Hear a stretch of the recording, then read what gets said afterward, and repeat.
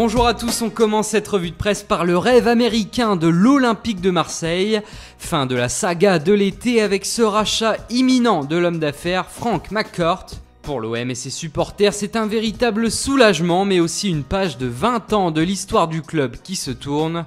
Le nouvel homme fort arrive avec ambition et pourrait investir entre 50 et 100 millions d'euros de sa fortune lors des premières saisons.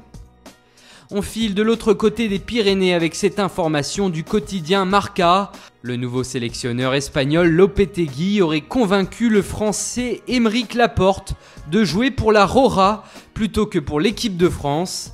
Âgé de 22 ans, le joueur de Bilbao est annoncé comme un futur grand défenseur et Lopetegui voit en lui l'avenir de sa sélection. Et place au mercato, il ne reste plus que 2 jours à la Juve pour trouver une solution de remplacement à Paul Pogba. Et selon toute la presse italienne ce matin, Axel Witsel serait de plus en plus proche de rejoindre les Bianconeri. Le club de la vieille dame aurait convaincu le Zénith pour la somme de 15 millions d'euros. Au Portugal, c'est un visage familier qui est sur le point de débarquer. Et Yakim Mangala a quitté le FC Porto en 2014 pour jouer en Premier League avec Manchester City. Mais barré par la concurrence cette saison, Pep Guardiola ne compte pas vraiment sur lui. Les dirigeants de Porto négocient donc actuellement pour obtenir un prêt du Français.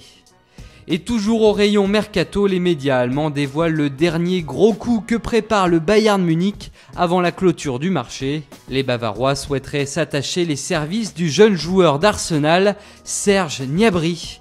Cet été au Brésil, l'Allemand avait été impressionnant durant le tournoi olympique, auteur de 6 buts. Et Arsenal justement qui s'apprête également à dire au revoir à Jack Wilshere. Mais seulement pour une saison puisque Arsène Wenger souhaite prêter l'international anglais.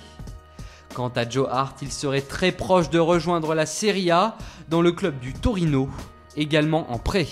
Voilà, c'est tout pour aujourd'hui, bonne journée à tous sur Foot Mercato et rendez-vous dès demain matin pour une nouvelle revue de presse.